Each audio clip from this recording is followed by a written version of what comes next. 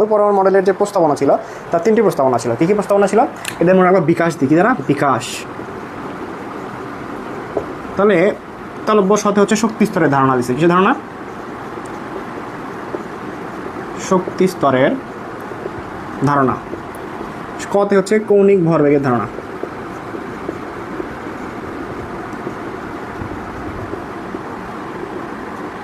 আর বিতে হচ্ছে শক্তির শোষণ ও বিকিরণ।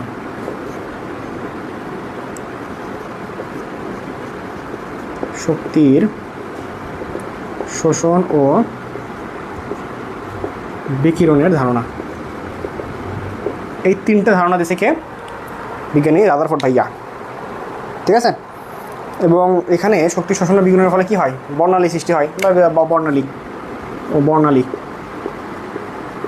বর্ণালীর ধারণা। ঠিক আছে, মনে থাকবে? আচ্ছা, এখন হচ্ছে শক্তি স্তর ধারণা সম্পর্কে আমরা একটু বলবো।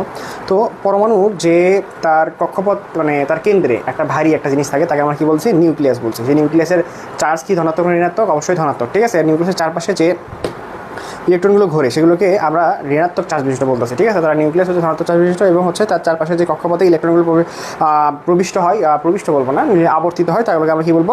সেগুলো হচ্ছে ঋণাত্মক চার্জ বিশিষ্ট। ঠিক আছে। এখন এই যে পথে ইলেকট্রনগুলো আবর্তিত হয় তাকে আমরা কি বলতেছি? তাকে আমরা বলতেছি শক্তি স্তর বা অরবিট বা স্থির কক্ষপথ। তাহলে এই শক্তি স্তরের অপর নাম কি?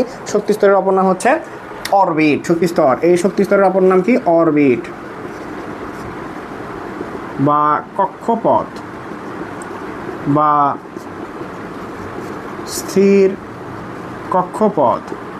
বা এটাকে কী দ্বারা প্রকাশ করা হয়? এটাকে প্রকাশ করা এন দ্বারা, ছোট হাতের এন দ্বারা। এন ইজ ইকুয়াল টু কী হতে পারে? 1 হতে পারে, 2 হতে পারে, 3 হতে পারে, 4 হতে পারে, ডট ডট ডট, অর্থাৎ পূর্ণ সংখ্যা হবে। কী সংখ্যা হবে? পূর্ণ সংখ্যা। এখন এন ইজ ইকুয়াল টু যদি 1 হয় তখন একটা শেল হয় কে শেল, 2 হলে এল শেল, 3 হলে এম শেল, 4 হলে এন শেল, 5 হলে ও শেল, কে এল এম এন ও। ঠিক আছে। তাহলে এন ইজ ইকুয়াল টু 1 2 3 হলে 3 4 হলে কে এল এম এন ও শেল হয় সাধারণত। ঠিক আছে। তো এগুলোকে সাধারণত আমরা কী বলি? প্রধান শক্তি স্তর বলে থাকি।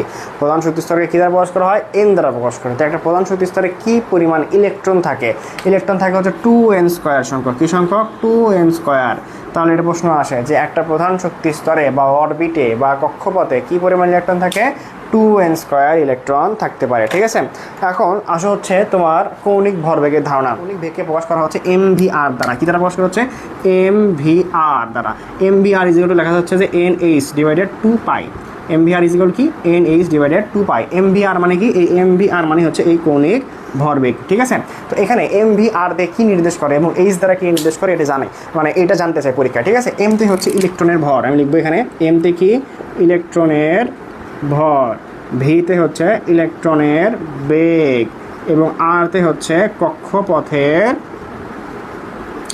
ব্যাসার্ধ এবং এইচতে হচ্ছে কিসের ধ্রুবক? প্ল্যাঙ্কের ধ্রুবক। এটা খুবই আসে, এটা মনে রাখবা।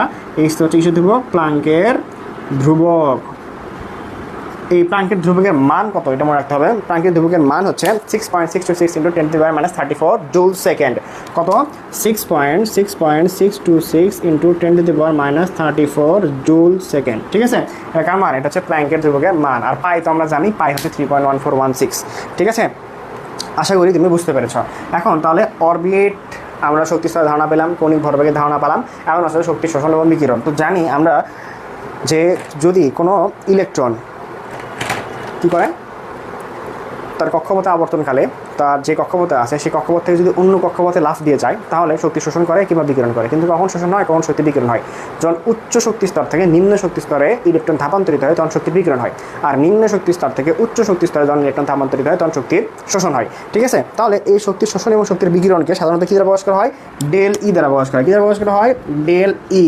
ডেল ই ইজ ইকুয়াল কী লেখা যায়? ডেল ই ইজ ইকুয়াল লেখা যায় হচ্ছে E2 - E1। তাহলে E2 - E1 আমরা এটা বলে দিতে পারি। ঠিক আছে। তাহলে হচ্ছে নিউ। এইচ হচ্ছে প্ল্যাঙ্কের ধ্রুবক আর প্ল্যাঙ্কের ধ্রুবক, আর নিউতে কি? নিউ হচ্ছে স্পন্দন সংখ্যা। কি সংখ্যা? স্পন্দন সংখ্যা। তাহলে del is equal to E2 - E1 is equal to কী লেখা যায়? এইচ নিউ লেখা যায়। আশা করি তুমি বুঝতে পারছো। ঠিক আছে।